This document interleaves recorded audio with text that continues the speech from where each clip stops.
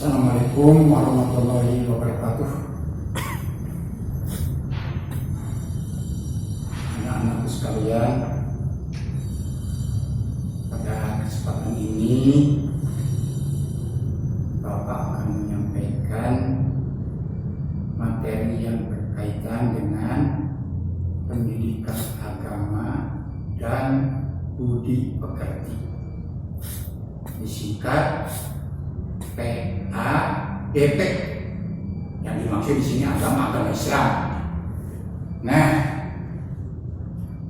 Bapak akan mulai dulu dengan bab 1 yang mana pokok bahasannya mengenai dinul Islam.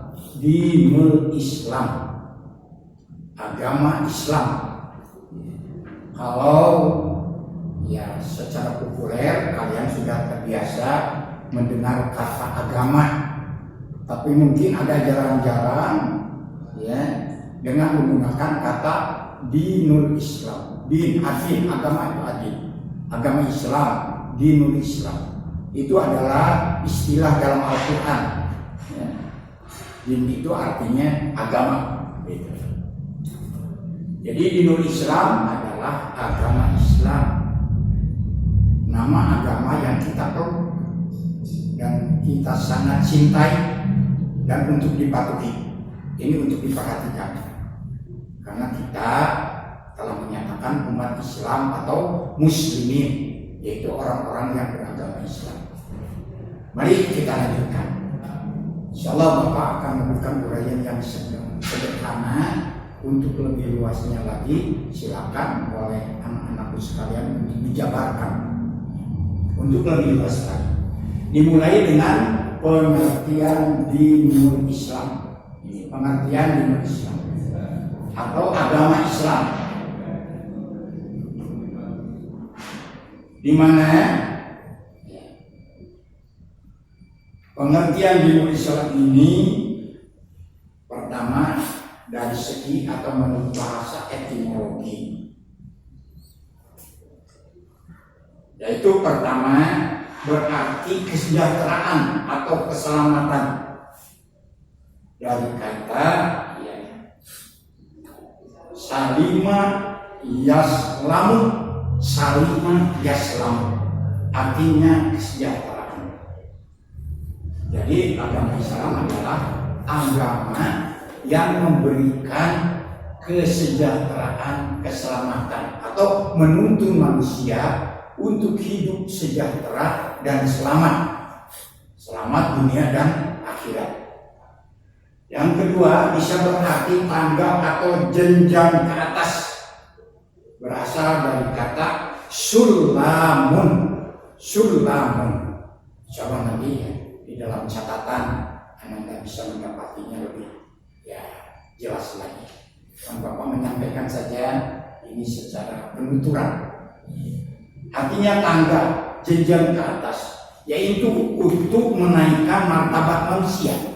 Kalau kita berbicara tentang sejarah lahirnya Islam, dan sebelum Islam dibawa atau diturunkan kepada Nabi Muhammad SAW, disampaikan kepada umat manusia, pada waktu itu disebut zaman jahiliyah, zaman kebodohan, gitu.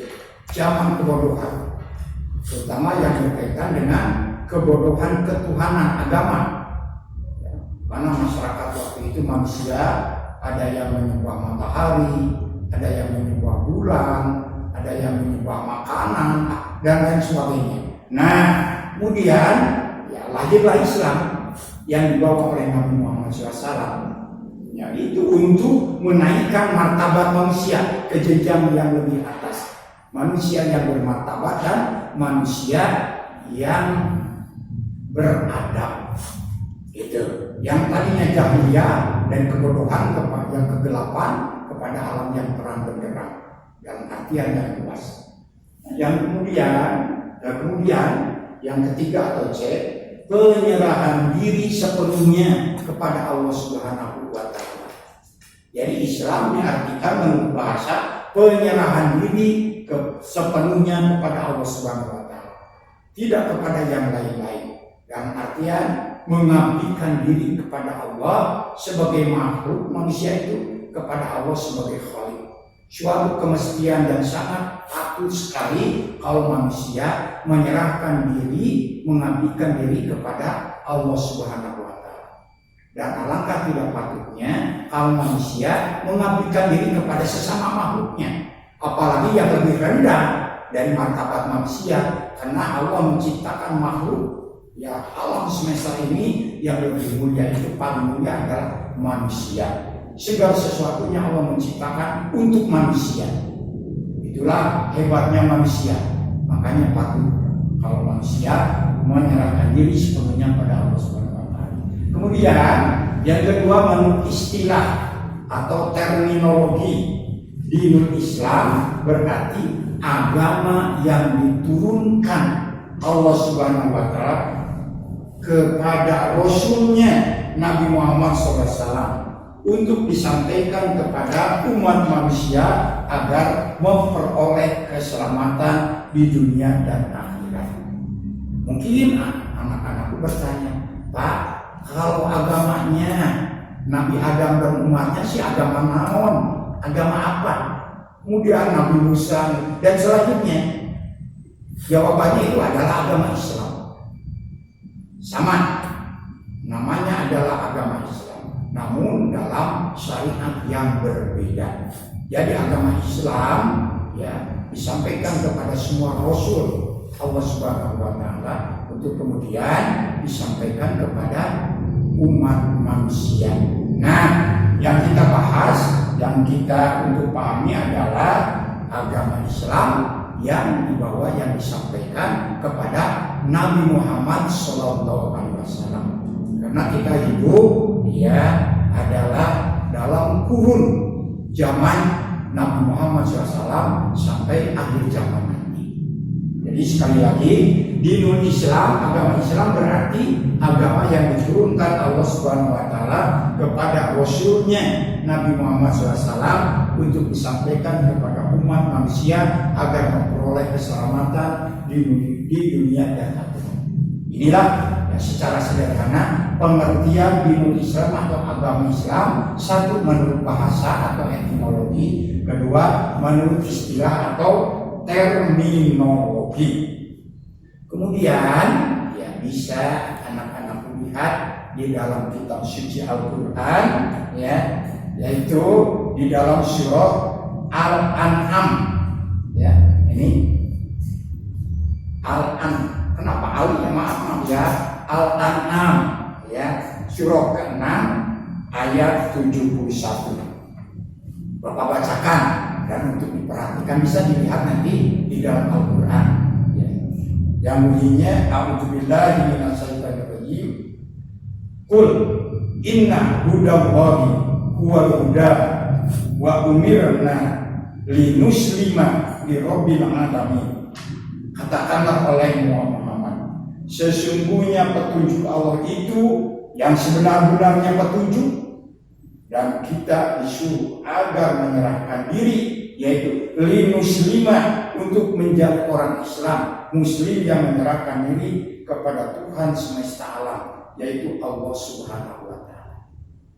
Demikian di dalam surah Al-An'am ya, surah ke-6 ayat 71. Kemudian untuk lebih tegasnya lagi ya, di dalam surah Al-Imran surah ketiga ayat 19, inna dina indallahil Islam, sesungguhnya agama yang diridhoi di sisi Allah hanyalah Islam. Kemudian di dalam surah Al-Imran ayat ya, surah ketiga ayat 85, wa may yabtaghi ghairal Islam dinan falan yuqbala minhu wa huwa fil akhirati minal khasirin.